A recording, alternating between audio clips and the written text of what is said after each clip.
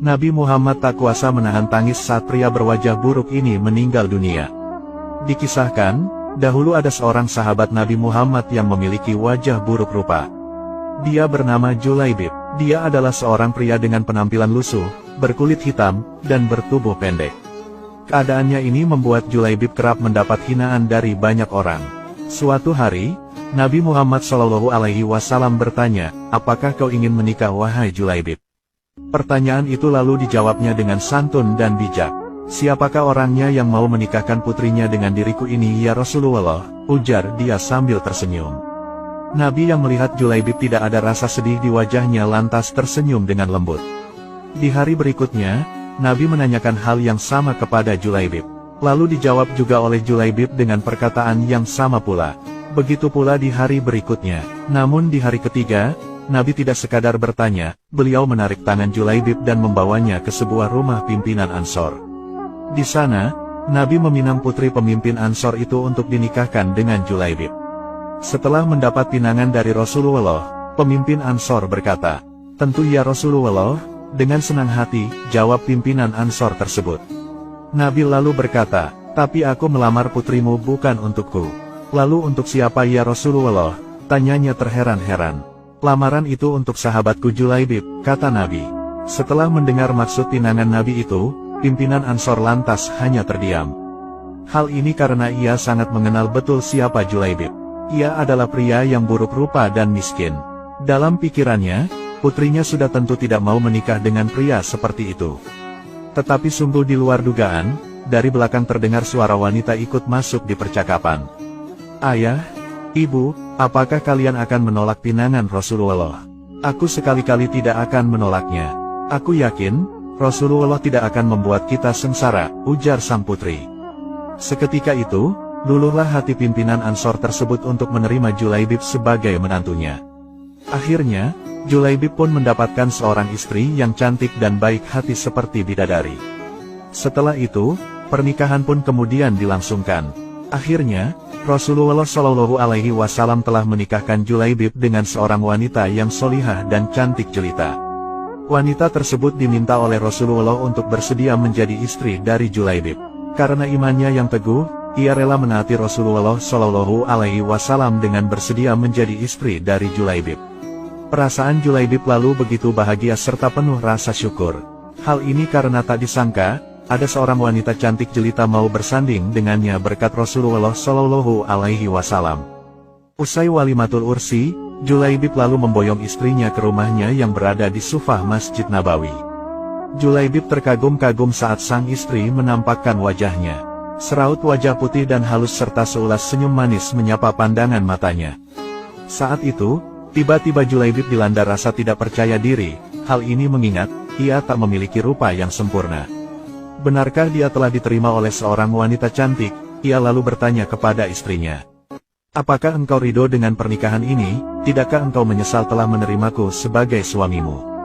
Dengan suara lembut, istrinya lalu menjawab, "Wahai suamiku, engkau adalah laki-laki pilihan Rasulullah untukku. Aku ridho menjadi istrimu." Julaibib merasa senang mendengar jawaban istrinya tersebut. Namun, tak berselang lama, tiba-tiba terdengar suara orang mengetuk pintu. Julaibib pun bergegas membuka pintu. "Assalamualaikum, Rasulullah meminta kita berkumpul di masjid karena ada panggilan jihad," kata tamu tersebut. "Waalaikumsalam. Baiklah, aku akan segera datang," jawab Julaibib. Akhirnya, Julaibib pamit kepada istrinya. "Wahai istriku, berilah ridhomu atas keberangkatanku ke medan jihad. Sungguh aku bahagia bersamamu. Hatiku penuh dengan cinta, namun cintaku kepadamu bukankah tak sepantasnya melebihi cintaku pada panggilannya," kata Julaibib.